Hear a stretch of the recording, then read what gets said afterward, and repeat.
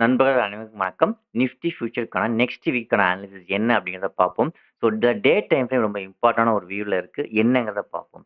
So day time ஃப்ரேமை பொறுத்தவரைக்கும் பார்த்தீங்கன்னா, 2 ஃபெயில்யூர்ஸ create பண்றதுக்கு சான்சஸ் அதிகம். அதாவது ஆ டே ஹை இந்த ஹை வந்து ரொம்ப இம்பார்ட்டன்ட்னு சொல்லியிருந்தேன்.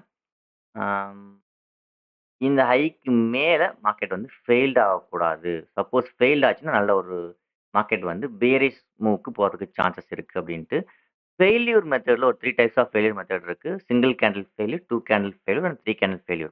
இப்போ 2nd கேண்டில் ஒரு ஃபெயில்யூர் ஸ்ட்ரக்சர குடுத்திருந்தாலும், 3 கேண்டில் ஒரு ஃபெயில்யூர் கன்ஃபர்மேஷன் கேண்டில குடுக்கணும்.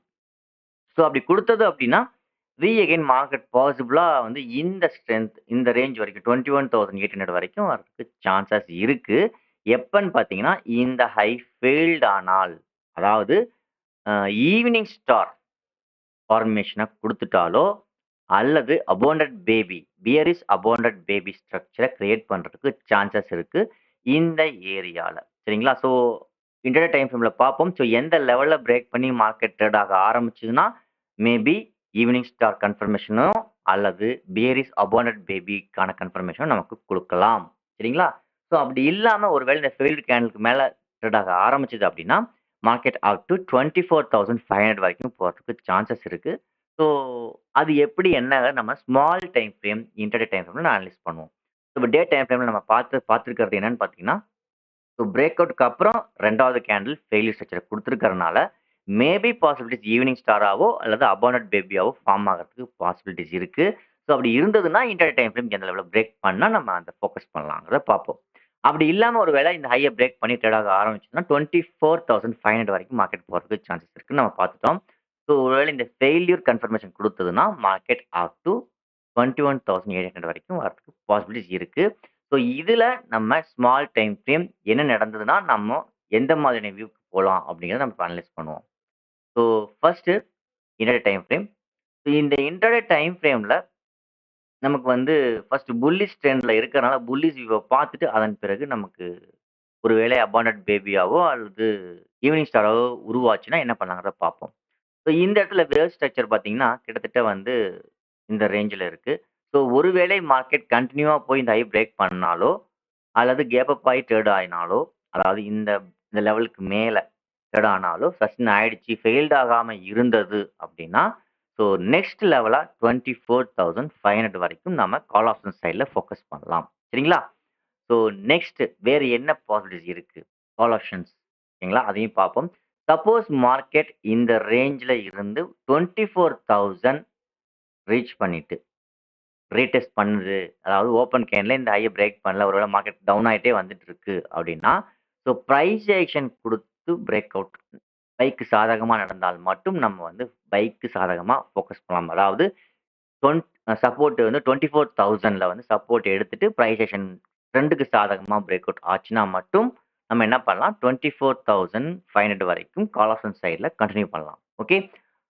அப்படி இல்லாமல் ஆப்போசிட் சைடுக்கான மூவ் என்னங்கிறத பார்ப்போம்.